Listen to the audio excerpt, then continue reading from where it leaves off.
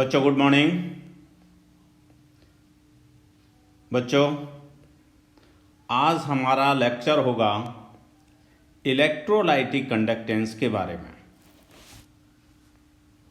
Electrolytic conductance electrolytic conductance के बारे में हमारा लेक्चर होगा, यानी इलेक्ट्रोलाइट के थ्रू जो इलेक्ट्रिसिटी का फ्लो होता है और उसकी जो कंडक्टेंस होती है उसके बारे में हम बात करेंगे। बच्चों दो तरह के कंडक्टर होते हैं, एक मेटेलिक कंडक्टर और दूसरे इलेक्ट्रोलाइटिक कंडक्टर। जो मेटल्स होते हैं जैसे कॉपर, आयरन, इनके जो वायर होते हैं ये मेटेलिक कंडक्टर होते हैं, और जो इलेक्ट्रोलाइट के सॉल्यूशंस होते हैं ये इलेक्ट्रोलाइटिक कंडक्टर होते हैं।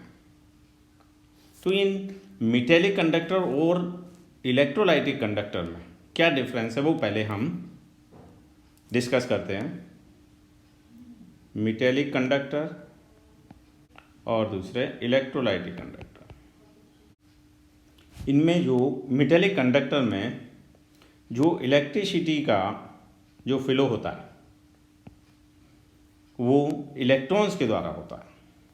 Conduction of electricity due to flow of electrons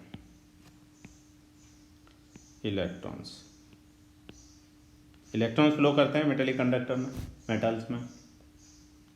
और इलेक्ट्रोलाइटिक कंडक्टर में कंडक्शन जो होता है ड्यू टू आयंस होता है, आयन के द्वारा होता है। तो इसमें जो कंडक्शन होता है, मेटेलिक कंडक्टर में जो कंडक्शन होता है, इसमें कोई भी केमिकल चेंज नहीं होता। No chemical change.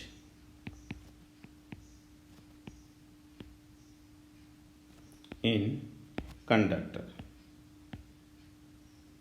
यानी जिस कंडक्टर से होकर के इलेक्ट्रिसिटी फ्लो करेगी उसमें कोई भी केमिकल चेंज नहीं होगा।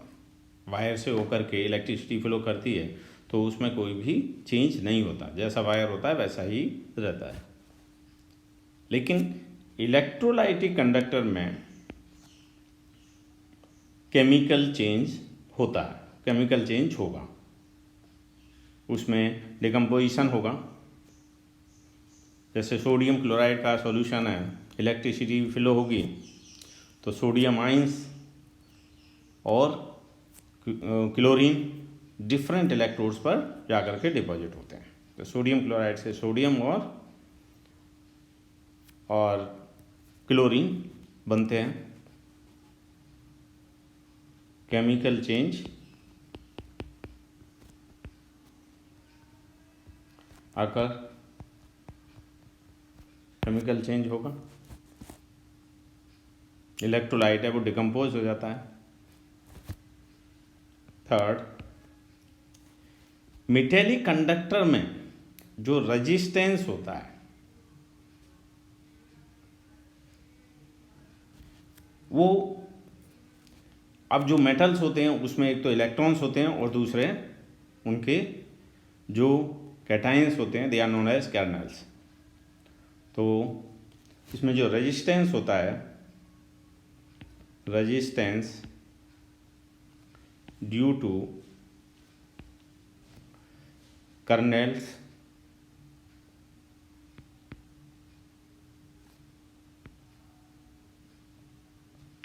की वजह से होता है। और इलेक्ट्रोलाइटिक कंडक्टर में जो रेजिस्टेंस होता है वो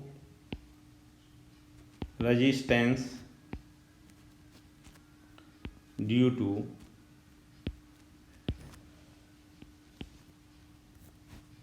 सॉल्यूट यानी सॉल्यूट जो जिसका सॉल्यूशन है उसके जो सॉल्यूट होते हैं उनका आपस में इंटरेक्शन होता है, सॉल्यूट सॉल्यूट इंटरेक्शन की वजह से होता है, और सॉल्यूट सॉल्वेंट इंटरेक्शन की वजह से होता है, और सॉल्वेंट सॉल्वेंट के जो मॉलिक्यूल्स होते हैं उनकी वजह से होता है, उसमें उनमें इंटरेक्शन होगा। सॉल्वेंट सॉल्वेंट इंटरेक्शन की वजह से होता है।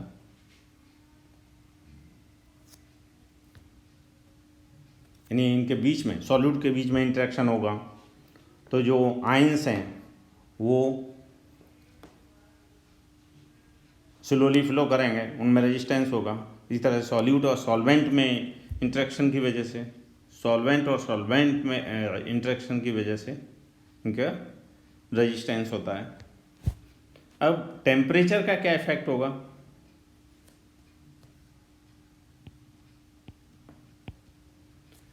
टेम्परेचर का क्या इफेक्ट होगा? अगर हम टेम्परेचर इंक्रीज करें तो रेजिस्टेंस है वो इंक्रीज होगा।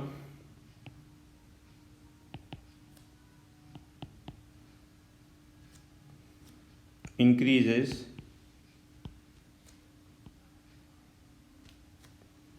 due to increase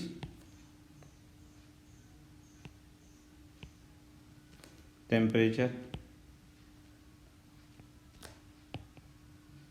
temperature increase करेंगे तो रेजिस्टेंस इंक्रीज होगा। कर्नल्स हैं ज़्यादा मूव करेंगे तो there will be hindrance in the flow of electrons. और इलेक्ट्रोलाइटिक कंडक्टर में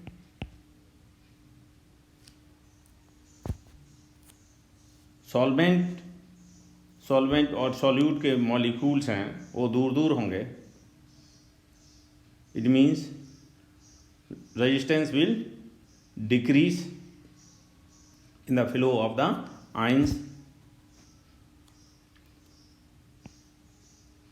रेजिस्टेंस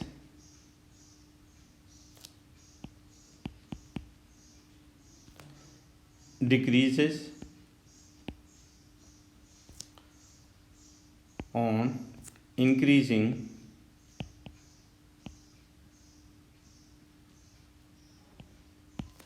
temperature। यानी टेम्परेचर इंक्रीज करेंगे तो जो सॉल्वेंट है उसका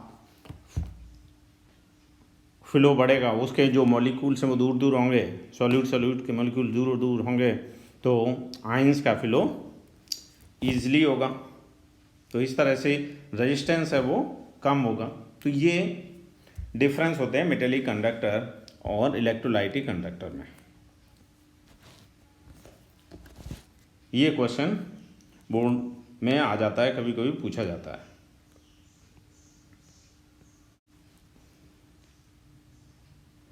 अब बच्चों हम इलेक्ट्रोलाइटिक कंडक्टर की कंडक्टेंस के बारे में डिस्कस करते हैं और इससे जुड़े हुए कुछ टर्म्स हैं वो डिस्कस करते हैं। कंडक्टेंस कुछ जनरल टर्म्स हैं वो डिस्कस करते हैं। रेजिस्टेंस क्या होता है?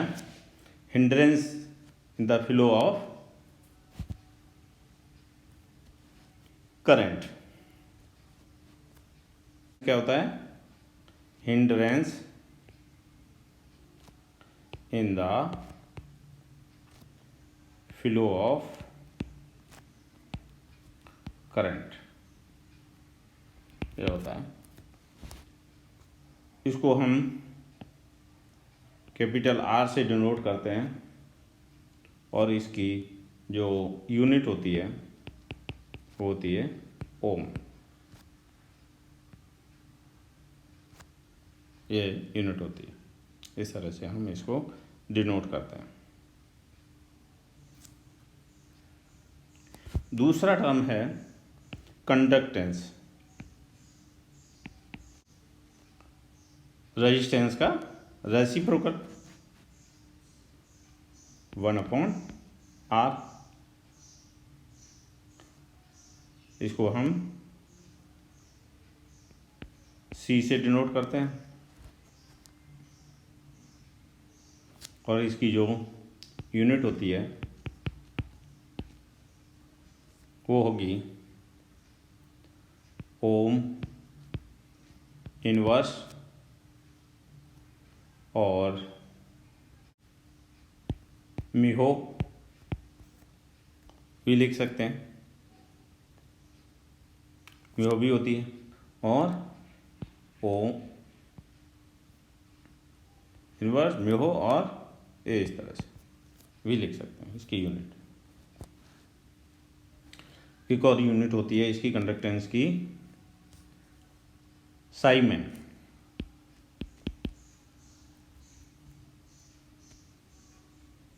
साइमेंस, इसको एस से डिनोट करते हैं।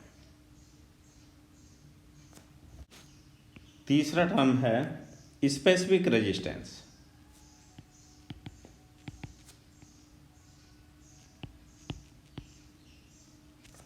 और इसको रजिस्टिविटी भी कहते हैं।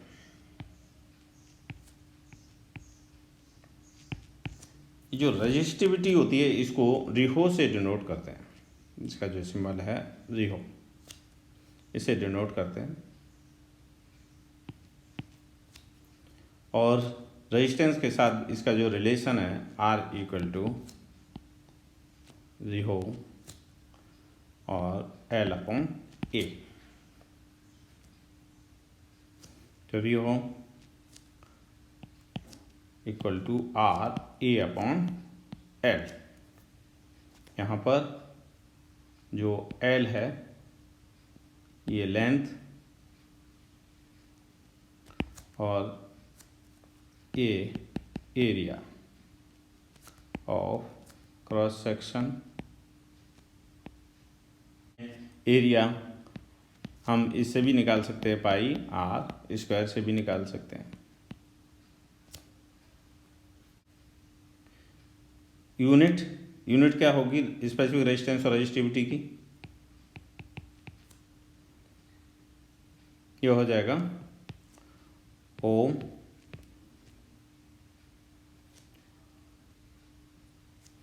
अगर ये एरिया मीटर स्क्वायर में है और ये मीटर में है तो ये होगी, और ये हो जाएगा ओम मीटर या फिर ओम सेंटीमीटर या फिर इसको Miho inverse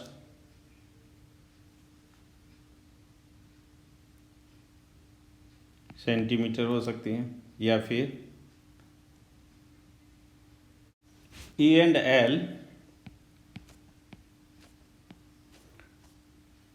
for electrolytic conductor.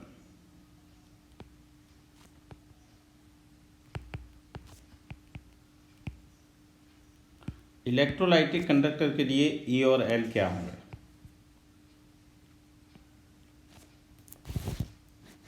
कोई ये कंडक्टर लेंगे तो हम कोई इलेक्ट्रोलाइट लेंगे तो हम किसी ये कंटेनर में लेंगे, इस तरह से ये कंटेनर होगा और इसमें 2 इलेक्ट्रोड होंगे।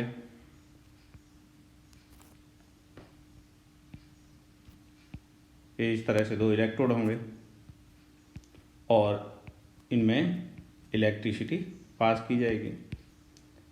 एक एनोड होगा, एक कैथोड होगा। ये इलेक्ट्रोलाइट है, ये इलेक्ट्रोलाइट होगा,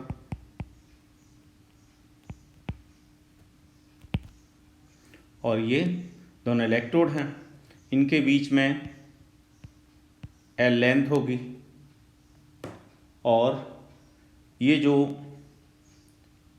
इसका जो एरिया है, इनके बीच का जो एरिया है इलेक्ट्रोड्स का,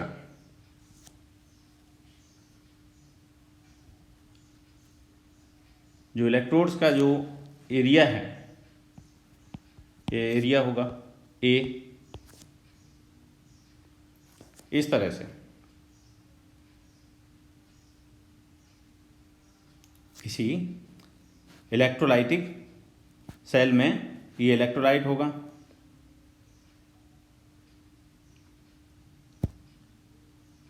तो इसमें ये जो एल और ये लेंथ और इसका जो एरिया होगा, इनका जो इलेक्ट्रोलाइट जो इलेक्ट्रोड हैं, इनका जो एरिया होगा वो फिक्स होगा। इसका मतलब एल अपॉन ए एक कांस्टेंट होगा। These are known as cell constant, इनको सेल कांस्टेंट कहते हैं।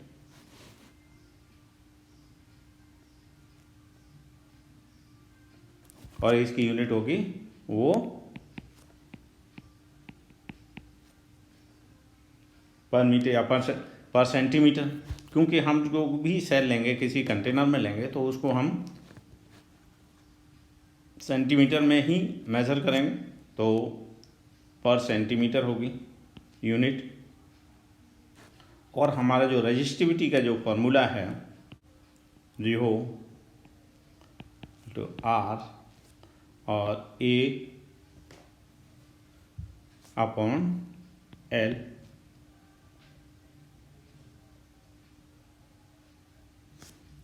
अगर यहाँ पर हम L 1 सेंटीमीटर ले लें और A 1 सेंटीमीटर स्क्वायर ले लें, then this will become unit volume. Unit volume हो जाएगा इलेक्ट्रोलाइट का। Then rho equal to R, ये इसके बराबर हो जाएगा। यानी जो रजिस्टिविटी है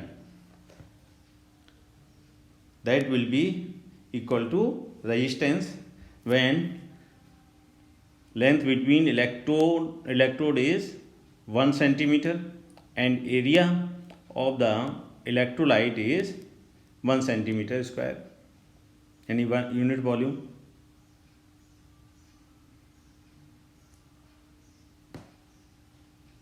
यानी ये 1 क्यूबिक सेंटीमीटर वॉल्यूम, या इसको कहेंगे 1 ml solution. Resistivity is the resistance offered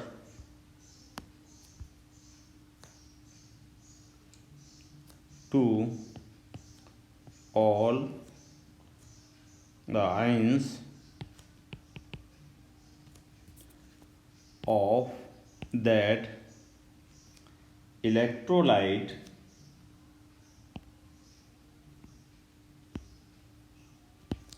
present in 1 ml solution। यानी 1 ml सॉल्यूशन में जो आइंस हैं, इलेक्ट्रोलाइट में जो आइंस हैं जिनकी वजह से जो कंडक्टेंस, जो फ्लो ऑफ इलेक्ट्रिसिटी हो रहा है, उसमें जो रेजिस्टेंस होगा that is known as resistivity और स्पेसिफिक रेजिस्टेंस। और इसकी जो यूनिट होगी वो होगी ओम सेंटीमीटर यूनिट होगी इसकी। अब जो नेक्स्ट टर्म है that is 4 term specific conductance.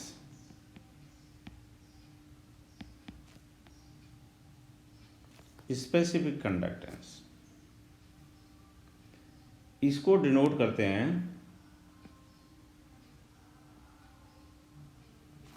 Kappa से।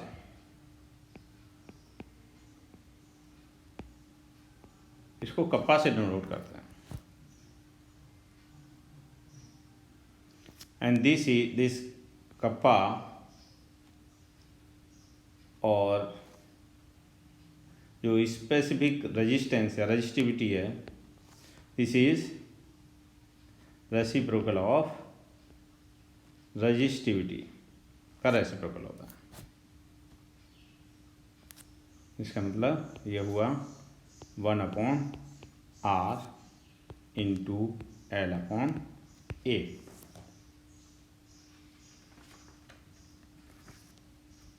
ये हो जाएगा कप्पा, यानी kappa specific resistance, specific conductance, और इसका दूसरा नाम भी है, that is known as conductivity.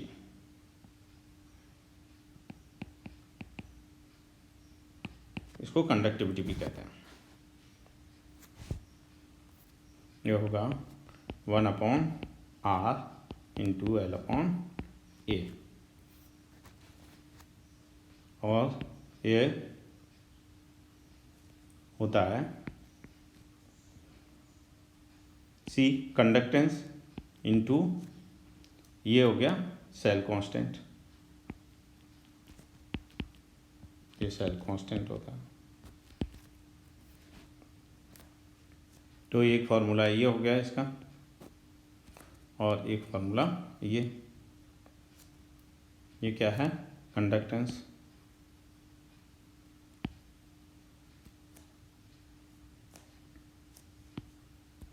ये क्या हो गया, सेल कांस्टेंट। तो ये जो कप्पा है ये है 1/R इंटू L/A। इसका मतलब C इंटू L/A। अगर मान लीजिए ये इलेक्ट्रोलाइटिक कंडक्टर के लिए यूनिट वॉल्यूम लेते हैं,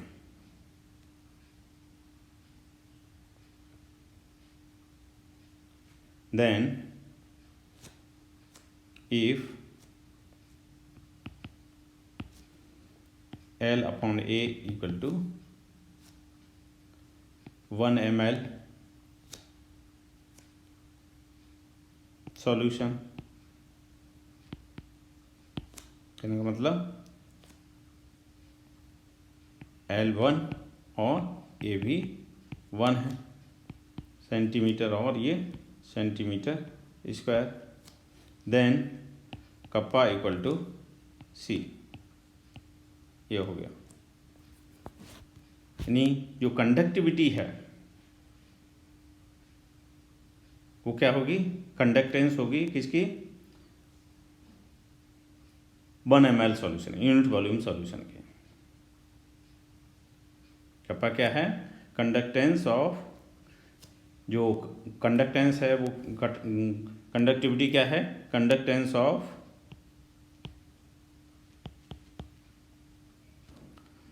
कंडक्टेंस ऑफ 1 ml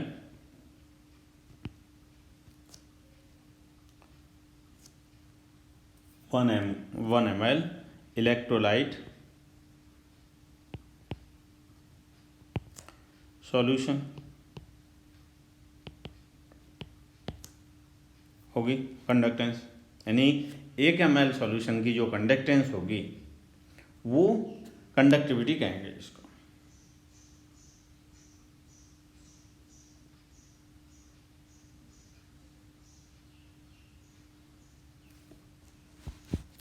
तो जो कप्पा है वो कंडक्टेंस, और यहाँ पर ये 1 ml सॉल्यूशन है।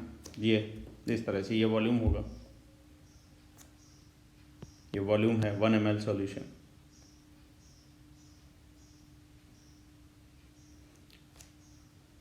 इसका मतलब अगर हम V वॉल्यूम लेना चाहें तो उसकी जो कंडक्टेंस होगी, कंडक्टेंस ऑफ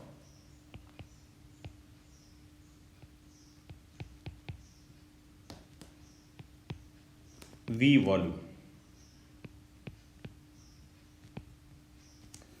इलेक्ट्रोलाइट सॉल्यूशन, वो क्या होगी, C equal to kappa into V, ये रिलेशन होगा।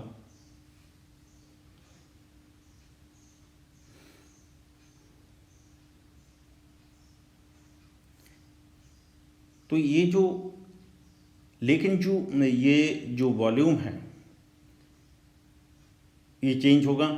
कम वॉल्यूम होगा तो उसकी कंडक्टेंस कम होगी, और ज़्यादा वॉल्यूम होगा तो उसकी कंडक्टेंस ज़्यादा होगी।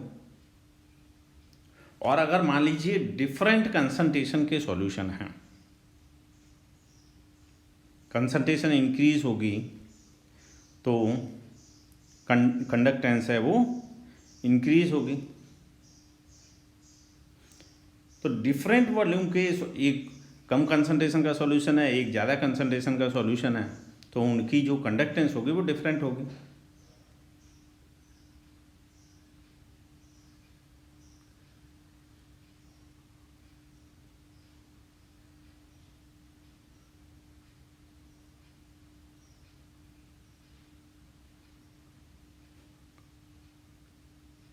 तो इसीलिए यूनिट वॉल्यूम की कंसंट्रेशन, अगर मान लीजिए हमारे पास V वॉल्यूम है तो उसके लिए जो, अगर मान लीजिए V वॉल्यूम है तो उसकी जो कंडक्टिविटी निकालना चाहें तो वो कंडक्टेंस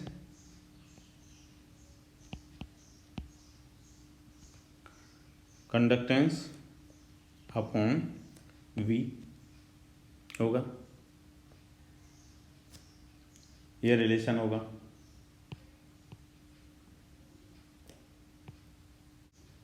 कंडक्टिविटी की यूनिट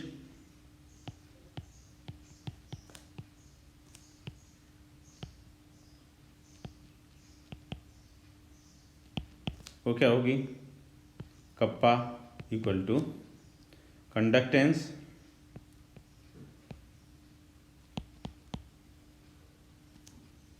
इंटू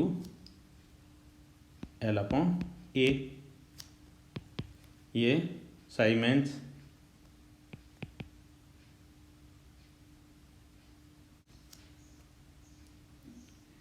और ये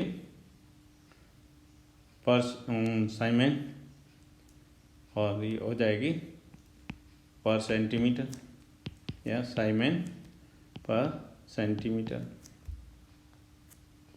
या फिर ओम इनवर्स सेंटीमीटर इनवर्स, या फिर म्हो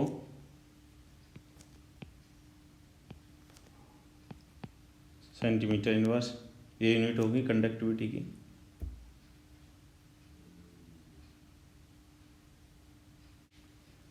तो अगर डिफरेंट कंसंट्रेशन के सॉल्यूशन है तो उनकी कंडक्टिविटी डिफरेंट होगी। तो इसीलिए नेक्स्ट टर्म आता है मोलर कंडक्टिविटी।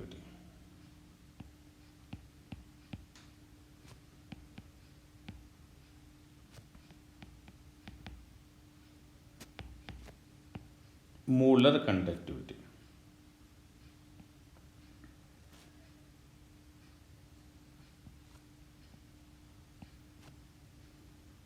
मोलर कंडक्टिविटी क्या है, इसको डिनोट करते हैं लैम्डा m से डिनोट करते हैं।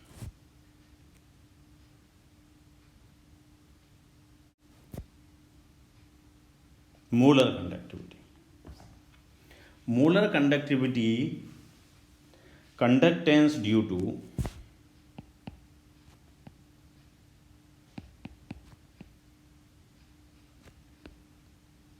due to all the ions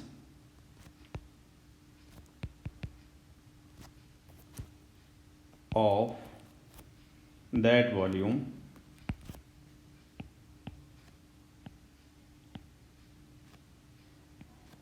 of electrolyte which contains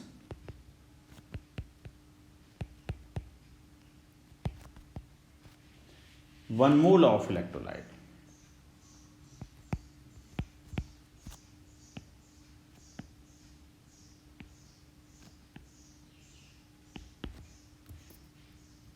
molar conductivity क्या है? Conductance due to all the ions of that volume of electrolyte which contains one mole of electrolyte. यानी volume कितना भी हो, लेकिन उसमें वन मोल इलेक्ट्रोलाइट होना चाहिए। उसकी जो कंडक्टेंस होगी that is known as molar conductivity.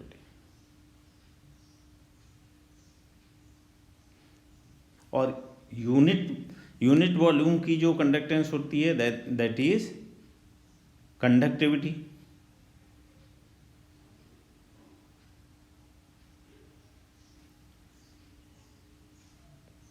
तो कंडक्टिविटी और मोलर कंडक्टिविटी में रिलेशन क्या होगा?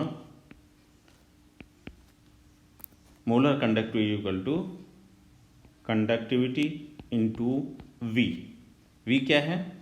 ये वॉल्यूम है, ये वॉल्यूम विच कंटेन्स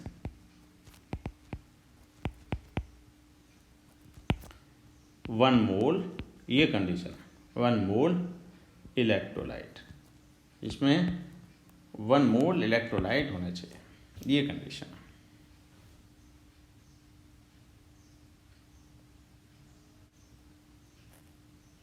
और हमारी जो मोलैरिटी होती है वो होती है N/V।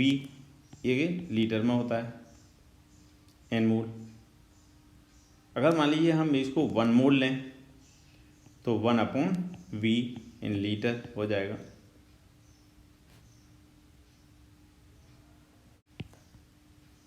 ये V इन लीटर है, ये होगा 1/m मोलैरिटी। अगर इसको हम क्यूबिक सेंटीमीटर में लें तो V इन क्यूबिक सेंटीमीटर, तो ये हो जाएगा 1 × 1000/m हो जाएगा। तो अब ये जो मोलर कंडक्टिविटी ये हो गई कप्पा इंटू वॉल्यूम की जगह क्यूबिक सेंटीमीटर में लेते हैं, जिसमें 1 मोल इलेक्ट्रोलाइट है, वो होगा 1000/मोलैरिटी। ये मोलैरिटी होगी और ये होगी मोल पर क्यूबिक सेंटीमीटर।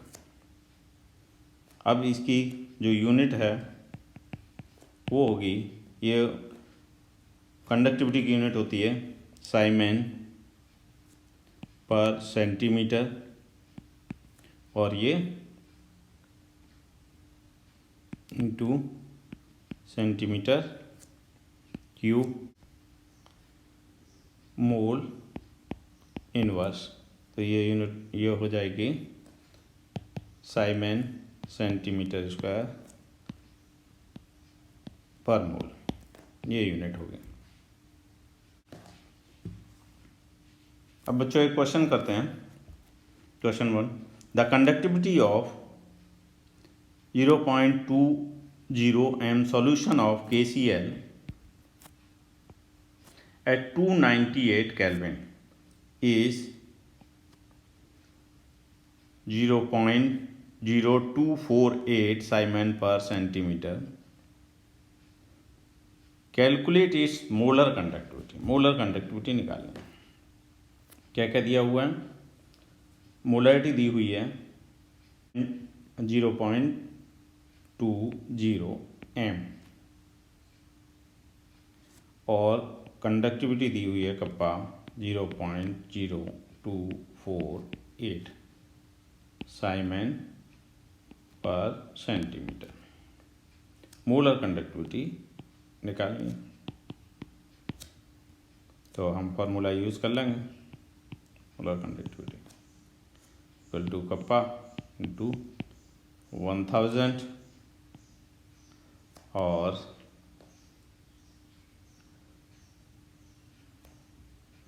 मोलर कंडक्टिविटी, ये फार्मूला यूज़ कर लेंगे, इसमें वैल्यू रख लेंगे 0.0248 इंटू 1000 अपॉन 0.20।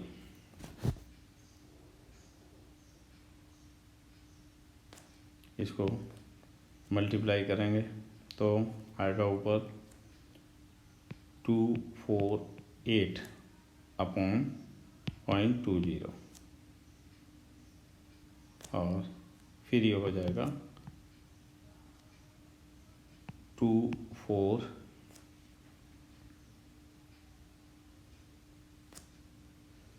ये यहाँ पे यहाँ एक पॉइंट आएगा तो फिर हो जाएगा ये 248, पॉइंट से पॉइंट हट जाएगा और यहाँ नीचे 2 ही रह जाएगा और फिर ये हो जाएगा 124, ये आएगा साइमन, यूनिट हो जाएगी इसकी साइमन सेंटीमीटर स्क्वायर पर मोल, ये इसकी यूनिट हो जाएगी और ये इसका आंसर होगा। तो बच्चों सेकंड क्वेश्चन करते हैं। क्वेश्चन है the resistance of a conductivity cell containing 0.001 m KCl solution at 298 Kelvin is 1500 ohm.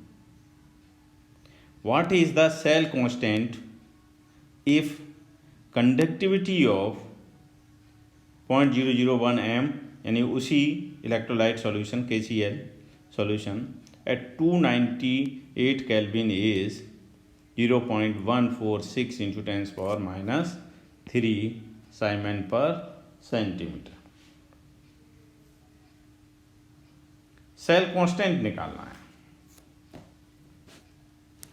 Cell constant निकालना है। हमारा जो कंडक्टिविटी सेल है, 2 इलेक्ट्रोड हैं,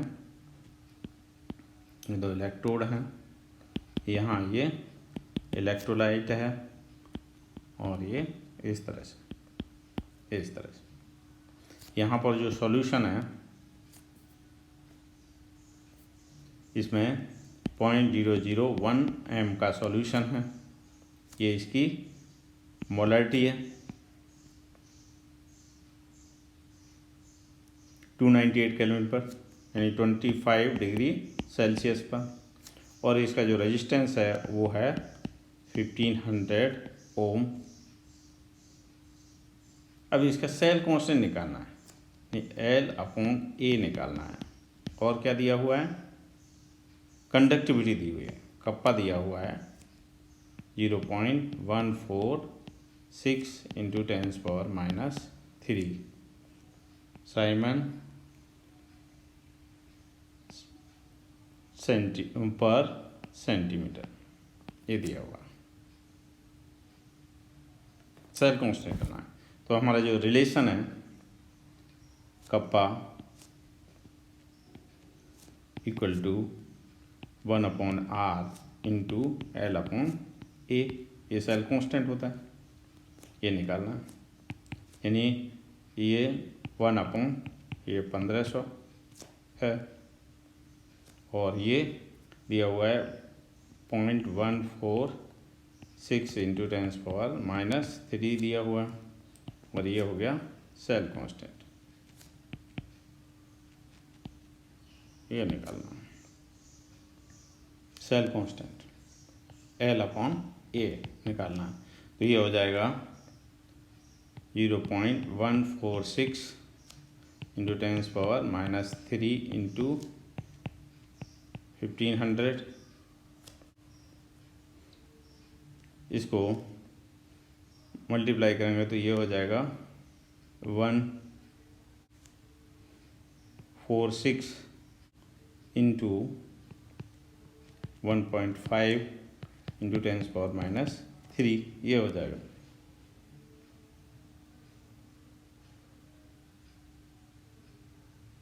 इसको अगर मल्टीप्लाई करें तो ये आएगा 219.0 इंटू 10⁻³ पर सेंटीमीटर।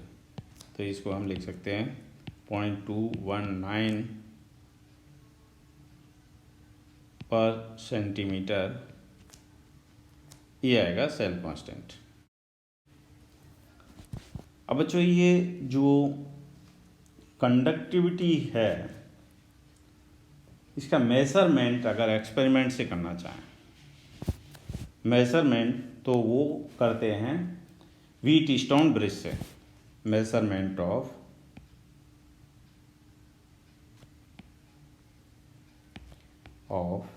Conductivity by experiment.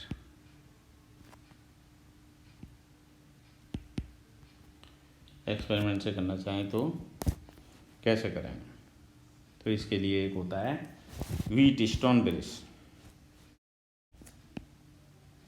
तो बच्चों देखो, जो कंडक्टिविटी का मेजर करते हैं एक्सपेरिमेंट से, वो व्हीटस्टोन ब्रिज से करते हैं और इसको कहते हैं बैलेंस्ड व्हीटस्टोन ब्रिज।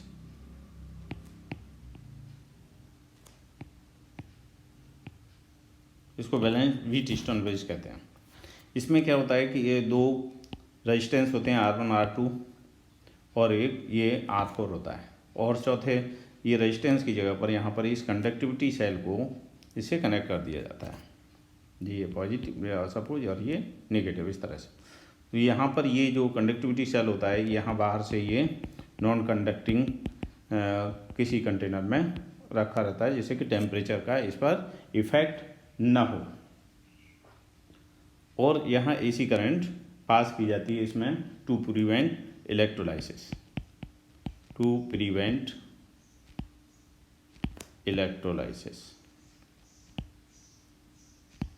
इस तरह से।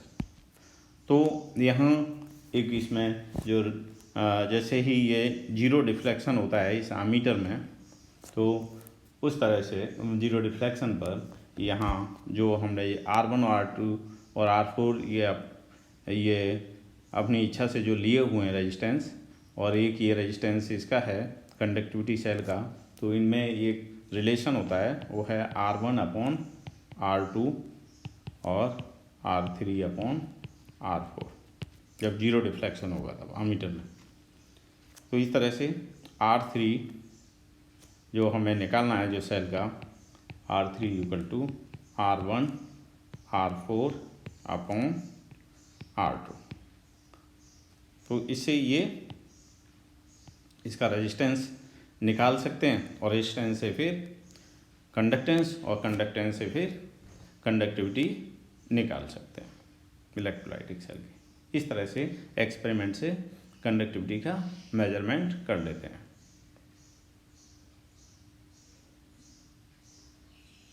तो आज के लिए बस इतना ही। धन्यवाद।